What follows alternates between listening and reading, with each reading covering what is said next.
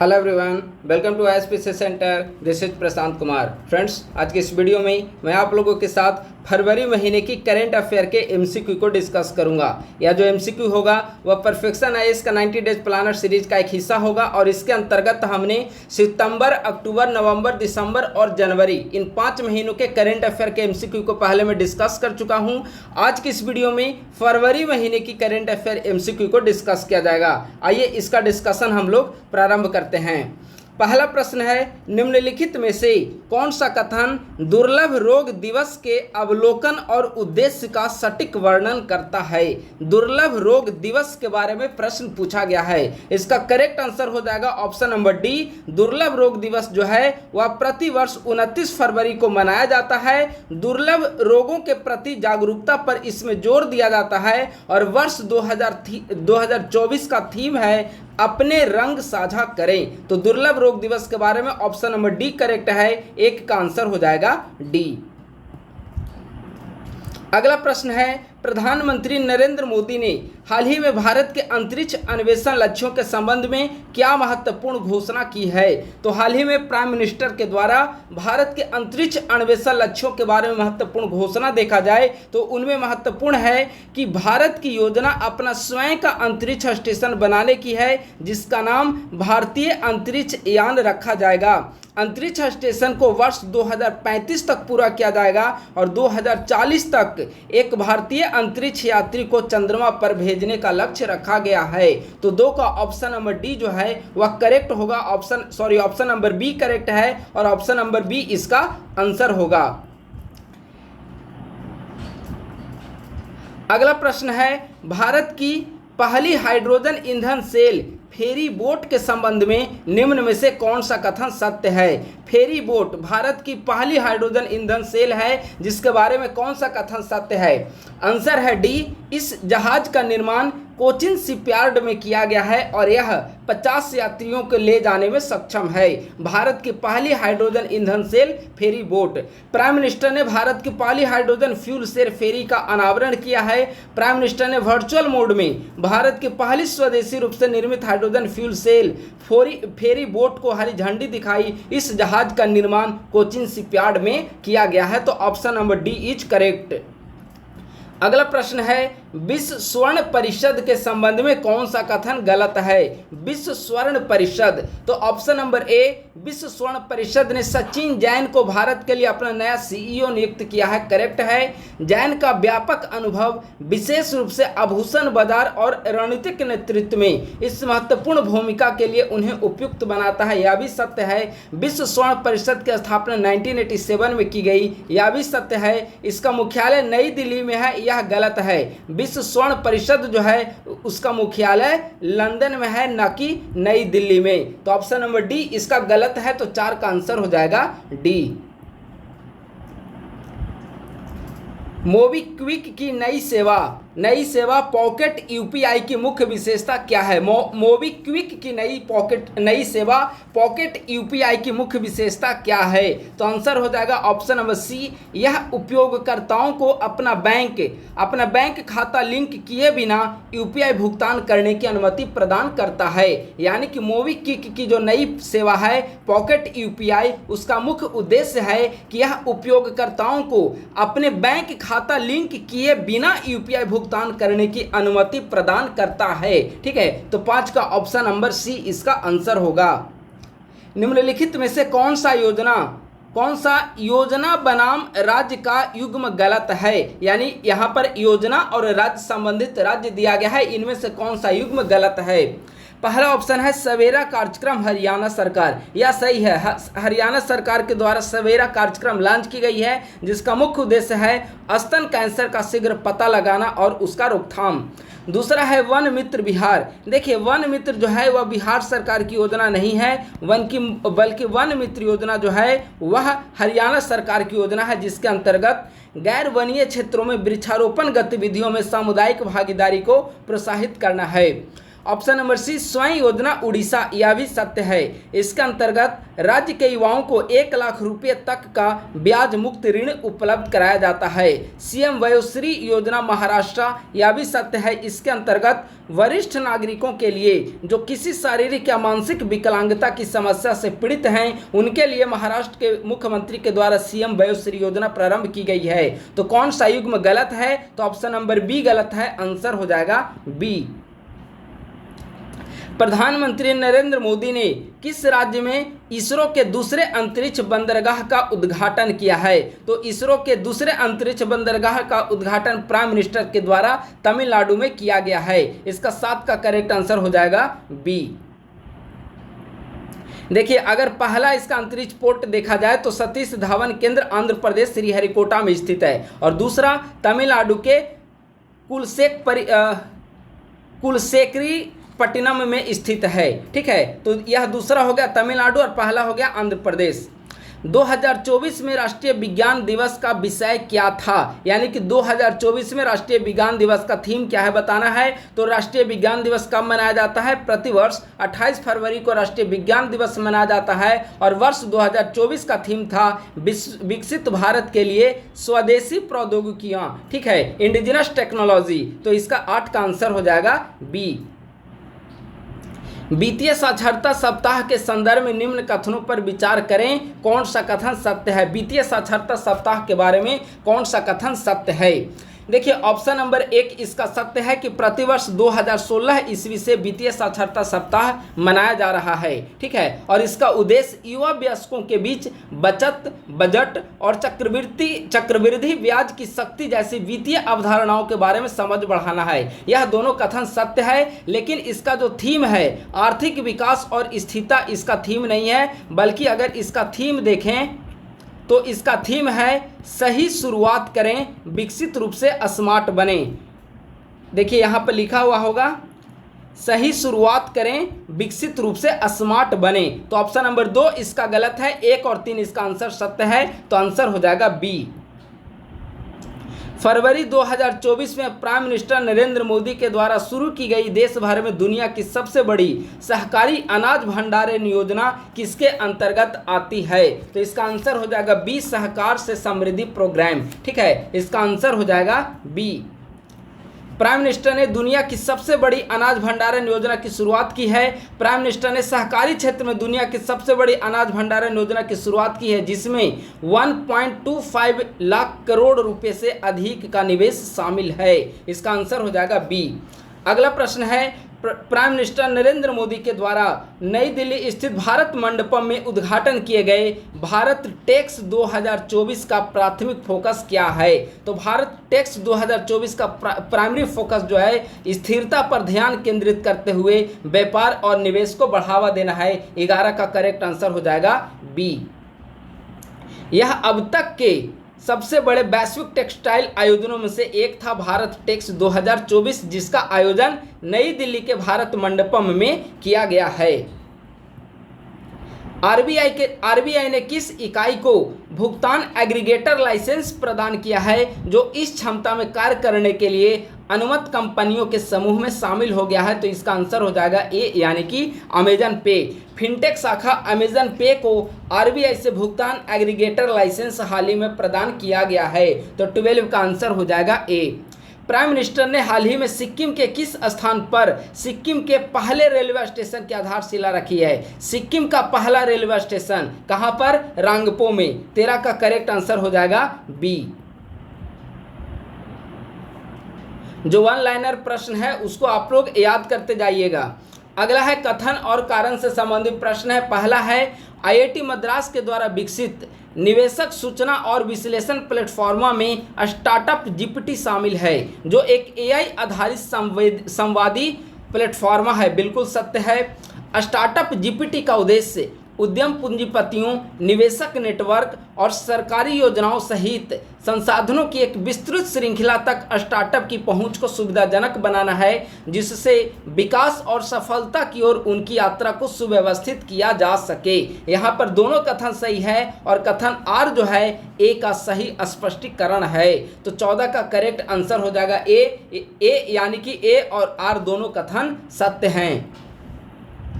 राष्ट्रीय औद्योगिक गलियारा विकास निगम लिमिटेड और भारतीय प्रौद्योगिकी संस्थान दिल्ली में नवाचार और प्रौद्योगिकी हस्तांतरण फाउंडेशन के बीच साझेदारी के संबंध में निम्नलिखित कथनों पर विचार करें। यानी कि हाल ही में राष्ट्रीय औद्योगिक गलियारा विकास निगम लिमिटेड NICDC और IIT दिल्ली के बीच एक समझौता किया गया है, तो उसके बारे में निम्न कथनों पर विचार करना है। ठीक है, तो उसके बारे में यहाँ तीनों स्टेटमेंट सत्य है। उन दोनों दोनों के बीच समझौता हुआ है, उसका उद्देश्य भारत में ग्रीनफील्ड औद्योगिक स्मार्ट शहरों के विकास के लिए इष्टतम स्थानों की पहचान करना है, सत्य है। इस साझेदारी का उद्देश्य इन शहरों की योजना बनाने के लिए PM गति शक्ति सिद्धांतों और ढांचों को लाभ उठाना है, यह भी सत्य है। और मूल्यांकन में व्यवसाय की आसानी, जीवन यापन लागत, रसद लागत और स्थिरता जैसे कारकों पर विचार किया जाएगा, यह भी सत्य है। तो इसका करेक्ट आंसर हो जाएगा 15 का डी। प्रसिद्ध व्यक्तित्व पंकज उधास का हाल ही में 72 वर्ष की उम्र में निधन हो गया है। उनका पेशा क्या था? तो वह एक गायक थे। 16 का करेक्ट आंसर हो जाएगा सी। सुरीली आवाज़ वाले गायक पंकज ने फिल्म इंडस्ट्री में अपनी शुरुआत फिल्म मुन्ने की अम्मा के गाने से की थी। तुम हसीन मैं जवां में किशोर कुमार के साथ इन्होंने पंकज उधास ने काम किया है और हाल ही में इन्हें पद्म श्री से भी सम्मानित किया जा चुका है। 16 का करेक्ट आंसर हो जाएगा सी। पंकज उधास गायक पेशे से संबंधित हैं। विश्व एनजीओ दिवस के बारे में निम्न कथनों पर विचार करना है। ठीक है, विश्व एनजीओ दिवस के बारे में विचार करना है। देखिए, एनजीओ दिवस प्रतिवर्ष 27 फरवरी को मनाया जाता है, यह सत्य है। 2024 में एनजीओ दिवस का थीम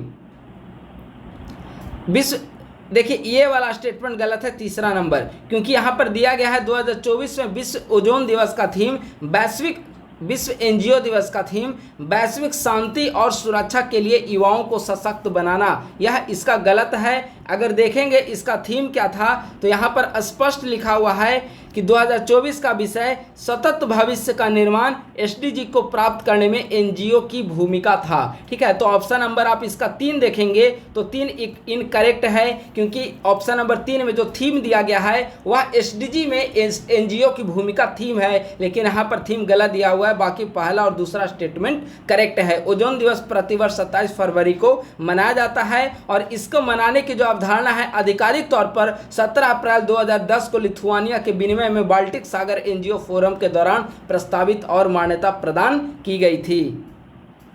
निम्नलिखित कथन और कारण पर विचार करना है, बिहार से संबंधित हैं। बिहार स्टार्टअप फंड ट्रस्ट ने बिहार में स्टार्टअप के विकास को बढ़ावा देने के लिए सिडबी के साथ एक साझेदारी की है, बिल्कुल सत्य है। इस सहयोग का उद्देश्य एक सहायक पारिस्थितिकी तंत्र बनाकर और बिहार स्टार्टअप फंड के लिए 500 करोड़ रुपए की प्रारंभिक निधि के माध्यम से वित्तीय सहायता प्रदान करके बिहार को स्टार्टअप हब में बदलना है। दोनों कथन सत्य हैं और कथन आर ए का सही स्पष्टीकरण है। 18 का आंसर हो जाएगा ए। देखिए, कभी कभी आप देखेंगे कि जो लंबा प्रश्न रहता है उसका आंसर अमूमन यहाँ पर ऐसे में जो स्टेटमेंट वाला रहता है उसमें आंसर अमूमन मैक्सिमम ए रहता है कि ए और आर कथन दोनों सत्य हैं और आर ए का सही स्पष्टीकरण करता है। मैक्सिमम में ऐसा होता है, सारे में ऐसा नहीं हो संभव है, लेकिन मैक्सिमम प्रश्न का उत्तर आप देखेंगे। WTO का 13वां मंत्री स्तरीय सम्मेलन कहां पर आयोजित किया गया? तो बहुत आसान प्रश्न है, आबू धाबी UAE में किया गया है। 19 का करेक्ट आंसर हो जाएगा सी।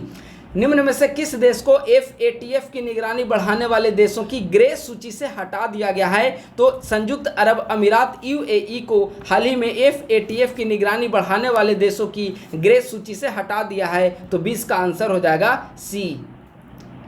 नवीनतम उपभोक्ता व्यय सर्वेक्षण के अनुसार भारत में गरीबी के संबंध में सबसे महत्वपूर्ण प्रवृत्ति क्या है? ठीक है, तो उपभोक्ता व्यय सर्वेक्षण के अनुसार भारत में गरीबी के संबंध में जो सबसे महत्वपूर्ण प्रवृत्ति देखने को मिल रही है इस सर्वेक्षण रिपोर्ट के अनुसार, वह ऑप्शन नंबर सी करेक्ट है कि ग्रामीण और शहरी दोनों क्षेत्रों में गरीबी घटकर लगभग 5% तक स्थिर है। ठीक है, तो इसका आंसर हो जाएगा 21 का सी। केंद्रीय उत्पाद शुल्क दिवस प्रतिवर्ष 24 फरवरी को क्यों मनाया जाता है? वो इसीलिए क्योंकि वर्ष 2044 में 24 फरवरी को ही केंद्रीय उत्पाद शुल्क और नमक अधिनियम के अधिनियमन को स्वीकृति प्रदान की गई थी, तो उसके स्मृति में प्रतिवर्ष 24 फरवरी को केंद्रीय उत्पाद शुल्क दिवस मनाया जाता है। प्रतिवर्ष 23 फरवरी को मनाए जाने वाले विश्व सद्भावना एवं शांति दिवस का क्या महत्व है? ऑप्शन नंबर सी, विविध पृष्ठभूमि और संस्कृतियों के लोगों के बीच शांति, सहानुभूति और सहयोग को बढ़ावा देने इसका मुख्य उद्देश्य है। तो इसका आंसर हो जाएगा सी। नवनिर्मित सुदर्शन सेतु पुल, बताइए कहाँ पर सुदर्शन सेतु का उद्घाटन किया गया है? गुजरात में। नवनिर्मित सुदर्शन सेतु पुल की कौन सी विशेषता सांस्कृतिक विरासत के साथ तकनीकी प्रगति के एकीकरण को रेखांकित करती है? तकनीकी प्रगति और सांस्कृतिक विरासत, इन दोनों का सम्मिश्रण क्यों कहा जाता है सुदर्शन सेतु पुल को? तो ऑप्शन नंबर बी करेक्ट है कि फुटपाथ पर भगवत गीता के श्लोक और भगवान कृष्ण की छवियों को शामिल किया गया। सुदर्शन नाम से आपका स्पष्ट हो रहा होगा, जिससे इसकी संरचनात्मक डिजाइन के साथ साथ आध्यात्मिक महत्व का भी यहाँ पर हमें दृष्टिगोचर देखने को मिलता है कि एक तरफ वहाँ पे सांस्कृतिक विरासत और दूसरे तरफ सोफिस्टिकेटेड टेक्नोलॉजी का यूज किया गया है। तो ऑप्शन नंबर बी इसका करेक्ट होगा। चलिए, ऑप्शन नंबर सी, एक तरफ पुस्तक का नाम है और दूसरे तरफ लेखक का नाम है, यहाँ पर आपको मैच करना है। तो पहला है द ग्रेट फ्लैप ऑफ 1942, इसका ऑप्शन नंबर 5 होगा एम पद्मनाभन, यानी कि ए का ऑप्शन नंबर 5। 50 सेवा की 50 यादें, इसका ऑप्शन नंबर 4 होगा, बी का 4 मोहम्मद बिन राशिद अल मखदूम। ठीक है, पाक कला की पुस्तकें, ऑप्शन नंबर 3 रामचंद्र गुहा, सी का हो जाएगा 3। इसके बाद LIC और राष्ट्रीय सुरक्षा अनिल चौहान की पुस्तक है, डी का हो जाएगा 2 और ई का हो जाएगा 1 असम के वीर लचित बरकुफन अरूप कुमार दत्ता। तो इसका हो जाएगा 5 4 3 2 1, यानी कि ऑप्शन नंबर डी इसका करेक्ट है। कुछ महत्वपूर्ण पुस्तकें हाल ही में जो प्रकाशित हुई है उसका यहाँ पर लिस्ट दिया गया है, आप चाहें तो इसको लिख लें या फिर स्क्रीनशॉट लेकर रख लें। अगला प्रश्न है, पंजाब के मुख्यमंत्री भगवत मान के द्वारा शुरू की गई सड़क सुरक्षा फोर्स का प्राथमिक उद्देश्य क्या है? तो इसका महत्वपूर्ण उद्देश्य है सड़क दुर्घटनाओं में कमी लाना और यातायात व्यवस्था में सुधार लाना। 26 का करेक्ट आंसर हो जाएगा बी। 2023 में किस वाहन निर्माता ने रिकॉर्ड 2 मिलियन वाहन बेचकर लगातार चौथे वर्ष दुनिया के सबसे अधिक बिकने वाले वाहन निर्माता के रूप में अपना स्थान सुरक्षित किया है? ठीक है, इसका आंसर हो जाएगा ए, यानी कि Toyota motor. Option number A इसका करेक्ट है। 27 का आंसर हो जाएगा ए। ट्रांसपेरेंसी इंटरनेशनल के करप्शन परसेप्शन इंडेक्स 2023 के अनुसार निम्न में से कौन सा कथन सत्य है? तो करप्शन परसेप्शन इंडेक्स, इसका ऑप्शन नंबर डी देखेंगे तो ऑप्शन नंबर डी इसका करेक्ट है, जिसमें कहा गया है कि भूटान और चीन ने भारत से बेहतर प्रदर्शन किया है। ठीक है, तो ऑप्शन नंबर डी इसका करेक्ट होगा। अब आइए इसका थोड़ा सा एक्सप्लेनेशन देख लेते हैं, क्योंकि यह इंडेक्स जो है काफ़ी महत्वपूर्ण है। करप्शन परसेप्शन इंडेक्स यानी कि भ्रष्टाचार प्रदर्शन सूचकांक में भारत की रैंकिंग पिछले वर्ष की तुलना में 8 स्थान में गिरावट देखने को मिली है। 2022 में 40 था इसका स्कोर, 2023 में स्कोर 39 हो चुका है। ठीक है, यह रैंक नहीं है, स्कोर है। रिपोर्ट में बताया गया है कि एशिया और प्रशांत क्षेत्र के 71% देशों का स्कोर क्षेत्रीय औसत से नीचे है। भूटान 26 और चाइना का रैंक है 76। इन दोनों को छोड़कर अन्य पड़ोसी देश भारत से नीचे रैंक पर हैं।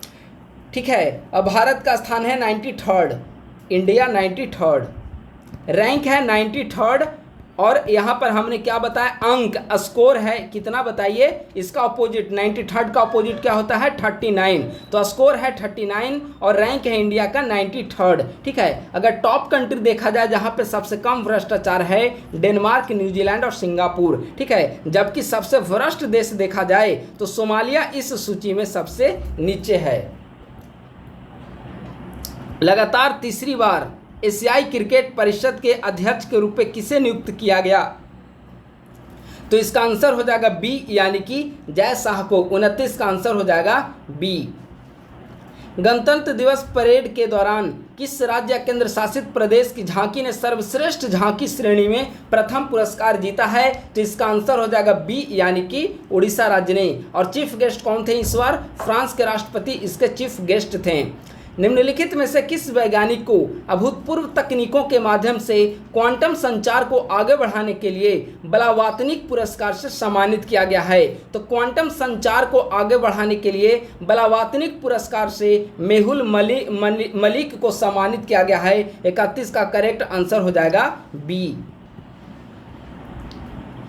एक समंदर मेरे अंदर पुस्तक के लेखक कौन हैं, तो एक समंदर मेरे अंदर पुस्तक के लेखक हैं संजीव जोशी। करेक्ट आंसर हो जाएगा ए। खेलो इंडिया शीतकालीन खेल 2024 का शुभंकर क्या है, तो खेलो इंडिया शीतकालीन खेल 2024 का शुभंकर है हिम तेंदुआ, तो 33 का करेक्ट आंसर हो जाएगा बी।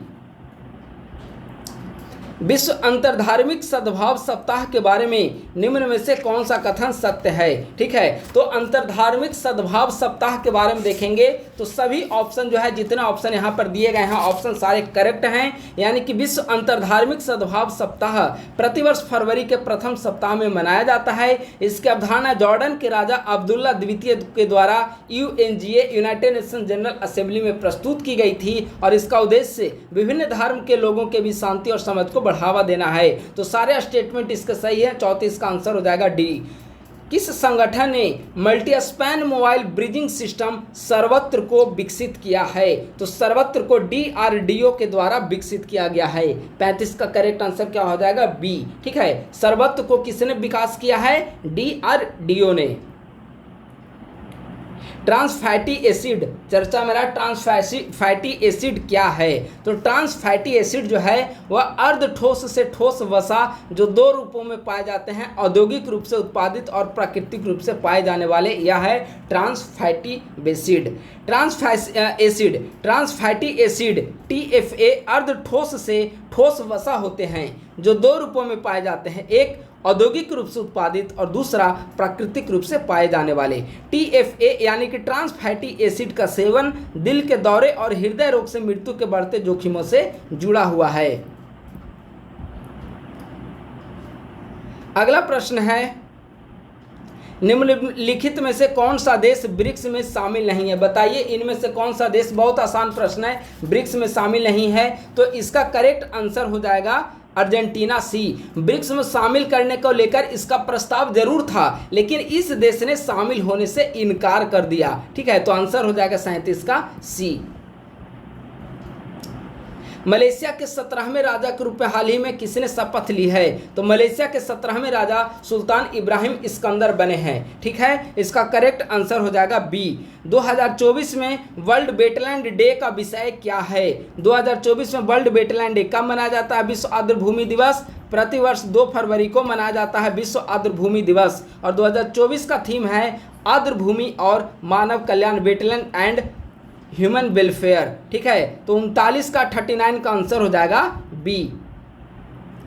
BHU में स्वचालित DNA एक्सट्रैक्टर मशीन के बारे में निम्न में से कौन सा कथन सत्य है, तो DNA एक्सट्रैक्टर मशीन यह मेक इन इंडिया पहल का हिस्सा है और इसमें न्यूनतम प्लास्टिक का उपयोग होता है, यह इसकी महत्वपूर्ण विशेषता है। यह एक स्वदेशी होने के कारण विनिर्माण में आत्मनिर्भरता को प्रदर्शित करता है, तो 40 का करेक्ट आंसर हो जाएगा बी। केंद्रीय बजट 2024 के अनुसार अब नया बजट पेश कर दिया गया है आज, तो यह प्रश्न अप्रासंगिक है। ठीक है, यह पुराने बजट है, चूंकि इलेक्शन के बाद नई बजट पेश की जाती है, तो अब आज के दिन नया बजट पेश कर दिया गया है, इसीलिए इस प्रश्न को मैं डिस्कस नहीं कर रहा हूं।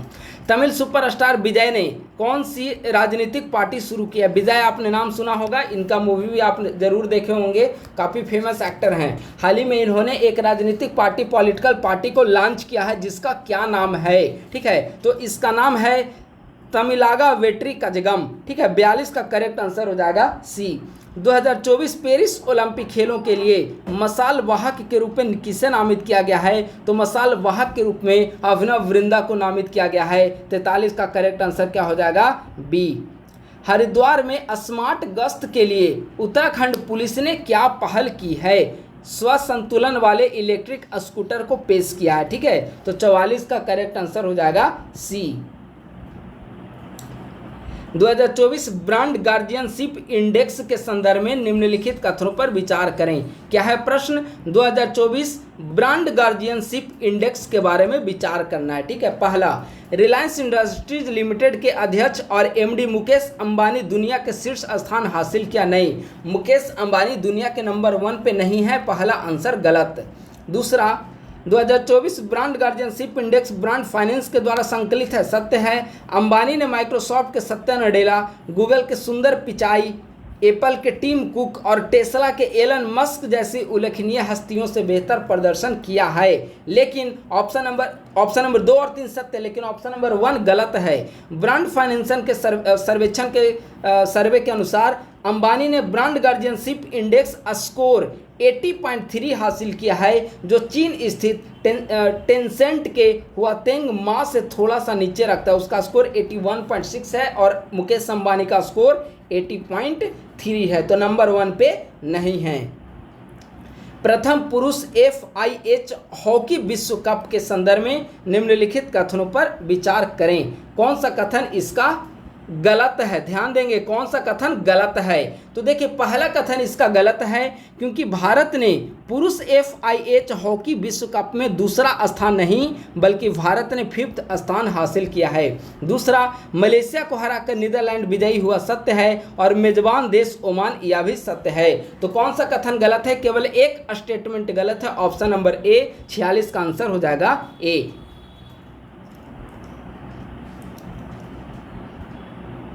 विश्व कैंसर दिवस के संबंध में कौन सा कथन गलत है?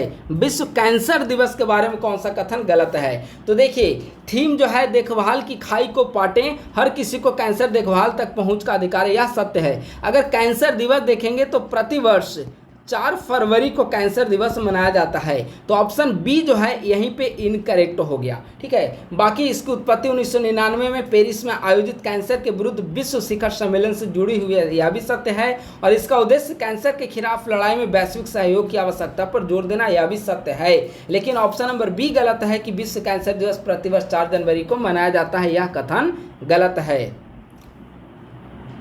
हेज गैंगोब, जिनका हाल ही में 82 वर्ष की आयु में निधन हो गया, किस देश के राष्ट्रपति थे? यह नामीबिया के राष्ट्रपति थे, ऑप्शन नंबर डी।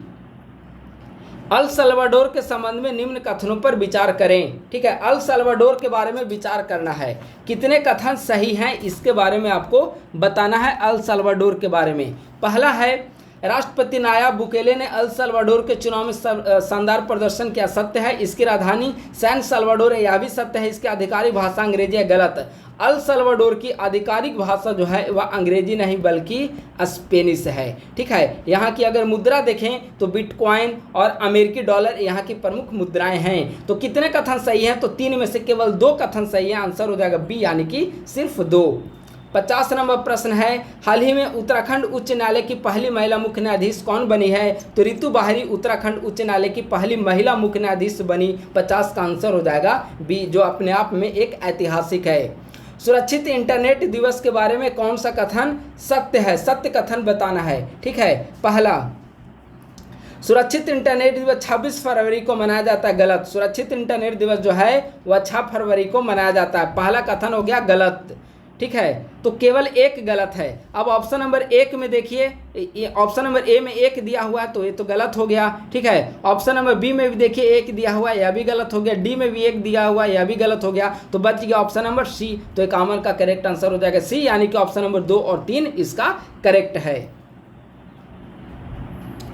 फारूकी नाजकी जिनका हाल ही में निधन हो गया है उनके बारे में विचार करना है। ठीक है, वह एक वरिष्ठ पत्रकार थे, सत्य है। पूरे कैरियर के दौरान नाजकी ने ऑल इंडिया रेडियो कश्मीर और दूरदर्शन में महत्वपूर्ण भूमिका निभाई, यह भी सत्य है। 1995 में उन्हें आंखों में आग नामक कविता की पुस्तक के लिए साहित्य अकादमी से सम्मानित किया गया, यह भी सत्य है। तो कि तीनों कथन यहाँ पे सत्य है, 52 का आंसर हो जाएगा बी। ये फारूक नाजकी हाल ही में इसीलिए चर्चा में रहे क्योंकि इनका हाल ही में निधन हुआ है।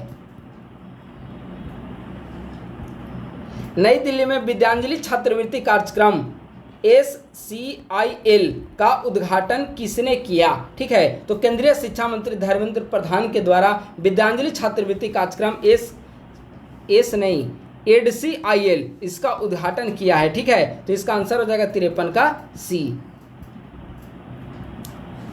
निम्न में से कौन सा कथन गलत है? ठीक है, स्टेटमेंट देखिए और बताइए कौन सा कथन गलत है। तो देखिए एकदम सिंपल प्रश्न है, ऑप्शन नंबर सी देखेंगे आप, क्योंकि आप जानते हैं कि म्यांमार की जो सीमा है भारत के 4 राज्यों से लगती है। यहाँ पे 4 जो राज्य हैं, यहाँ ये वाले बेल्ट है, अरुणाचल प्रदेश, नागालैंड, मिजोरम, ठीक है, ये 4 राज्यों से, मणिपुर, ये 4 राज्यों से लगता है। तो ऑप्शन नंबर सी देखिए लिखा हुआ है भारत और म्यांमार के बीच 1643 किलोमीटर की सीमा, या तो सत्य है, लेकिन यह 5 राज्यों से लगती है, असम, मिजोरम, मणिपुर, नागालैंड और अरुणाचल प्रदेश। तो यह गलत है, असम के साथ मणिपुर की सीमा साझा नहीं होती है। तो ऑप्शन नंबर सी इनकरेक्ट है। कौन सा कथन गलत है? Option number C. 1643 किलोमीटर की सीमा है जो मिजोरम, मणिपुर, नागालैंड और अरुणाचल प्रदेश से होकर साझा होती है। तो 54 का आंसर हो जाएगा सी। बिहार सरकार के द्वारा लॉन्च किया गया है डिवाइस नीतीश, इसका उद्देश्य क्या है? बहुत महत्वपूर्ण प्रश्न है, और नीतीश का आप लोग पूरा नाम भी याद रखें, डिवाइस नीतीश। हमने बिहार करंट अफेयर डिस्कस किया, उसमें बताया है नीतीश का फुल फॉर्म क्या है, आप लोग वीडियो देखा होगा तो आपको याद होगा। ठीक है, तो डिवाइस नीतीश लॉन्च किया है जिसका प्रमुख उद्देश्य क्या है? तो यह आपदा के बारे में उपयोगकर्ताओं को यह सचेत करने का काम करता है। 55 का करेक्ट आंसर हो जाएगा सी। देखिए किसके द्वारा लॉन्च किया गया है, यह महत्वपूर्ण है, शायद एक्सप्लेनेशन में दिया हुआ हो। बिहार राज्य आपदा प्रबंधन प्राधिकरण और IIT पटना के बीच सहयोग से यह विकसित किया गया है नीतीश पोर्टल। ठीक है, नीतीश आपदा से संबंधित है, डिजास्टर मैनेजमेंट से। 19वें IBA वार्षिक बैंकिंग प्रौद्योगिकी सम्मेलन एक्सपो और प्रशस्ति पत्र में साउथ इंडियन बैंक को कौन सा पुरस्कार मिला है? तो सर्वश्रेष्ठ प्रौद्योगिकी बैंक का अवार्ड इन्हें दिया गया है। 56 का करेक्ट आंसर हो जाएगा सी। हाल ही में बिहार विधानसभा के अध्यक्ष के रूप में किसे मनोनीत किया गया? नए अध्यक्ष कौन बने बिहार विधानसभा के? नंद किशोर यादव बिहार विधानसभा के नए अध्यक्ष बने, और ये 7वीं बार विधायक बने हैं। पटना साहिब विधानसभा क्षेत्र का ये प्रतिनिधित्व करते हैं। तो 57 का करेक्ट आंसर हो जाएगा डी। पहले चरण में लगभग 60% वोट हासिल करने वाले इंडोनेशिया के राष्ट्रपति के रूप में किसे चुना गया? तो इंडोनेशिया के नए राष्ट्रपति बने हैं प्रबोवो सुबियांटो। अगला है मिलान, आपने एक्सरसाइज का नाम सुना होगा, मिलान एक्सरसाइज है, ठीक है, के संबंध में कौन सा कथन सत्य है? ठीक है, तो मिलान के बारे में देखेंगे तो देखिए पहला ऑप्शन तो गलत है, यहाँ पर दिया गया है पर्यटन को बढ़ावा देना, नहीं, मिलान एक सैन्य युद्धाभ्यास है, तो पर्यटन को बढ़ावा देना उसका उद्देश्य कतई नहीं हो सकता। इसका ऑप्शन नंबर सी करेक्ट है। विशाखापत्तनम में मिलान एक्सरसाइज का आयोजन किया गया, नौसैनिक अभ्यास है, 50 से अधिक देश इसमें भाग लेंगे जिसका उद्देश्य वैश्विक समुद्री सुरक्षा को मजबूत करना है। 59 का करेक्ट आंसर हो जाएगा सी। 60 विश्व पर्यटन लचीलापन दिवस के संबंध में कौन सा कथन गलत है? विश्व पर्यटन लचीलापन दिवस के बारे में कौन सा कथन गलत है? तो ऑप्शन नंबर ए ही आप पढ़ेंगे तो यह गलत होगा, क्योंकि वैश्विक पर्यटन लचीलापन दिवस 27 फरवरी को नहीं बल्कि 17 फरवरी को मनाया जाता है। ठीक है, हालांकि ये सब प्रश्न पूछा नहीं जाएगा, बहुत ज़्यादा अनावश्यक सवाल जो है इसमें दिया गया है, लेकिन फिर भी एक सेट के रूप में हम लोग डिस्कस कर रहे हैं तो फिर भी हम लोग इसे देख लेते हैं। ठीक है, एक नज़र सारे करेंट अफेयर पे, दिन प्रतिदिन की घटनाओं पे नज़र रखना बहुत ज़रूरी है। कविता चौधरी जिनका हाल ही में 67 वर्ष की आयु में निधन हो गया है, कौन थी? तो कविता चौधरी एक अभिनेत्री थी जो 1989 के हिट टीवी शो उड़ान में उनकी भूमिका और सर्फ विज्ञापन में ललित जी की भूमिका के लिए ललिता जी की भूमिका के लिए उनको जाना जाता है, कविता चौधरी को। तो एक अभिनेत्री थी, 61 का आंसर हो जाएगा सी। और आज का हम लोग लास्ट सवाल डिस्कस कर रहे हैं, किस राज्य ने हर घर नल योजना के तहत 100% कवरेज हासिल कर लिया है? जो ऐसा करने वाला पूर्वोत्तर में पहला और भारत का 10वां राज्य बना, यानी कि पूर्वोत्तर का पहला राज्य जिसने हर घर जल योजना के तहत 100% कवरेज को हासिल कर लिया है वह है अरुणाचल प्रदेश। तो 62 का करेक्ट आंसर हो जाएगा सी। तो दोस्तों इस प्रकार से आज के इस वीडियो में हमने आप लोगों के साथ फरवरी 2024 की करंट अफेयर एमसीक्यू को डिस्कस किया है। इसके पूर्व में हमने 70वीं बीपीएससी प्रीलिम्स के लिए लगातार monthly wise perfection IAS 90 days planner का सितंबर से लेकर जनवरी तक की, और इसके पीडीएफ हमारे टेलीग्राम ग्रुप @ISPC सेंटर पर भेज दिया गया है। वहां से आप लोग पीडीएफ को डाउनलोड कर लें और यहां से वीडियो यूट्यूब चैनल पर अवेलेबल है, उसे आप लोग देख लें। तो आज फरवरी का एमसीक्यू फिनिश हुआ है। नेक्स्ट वीडियो जो आप सभी को मार्च का करंट अफेयर आप सभी के साथ साझा की जाएगी। थैंक यू सो मच, बहुत बहुत धन्यवाद।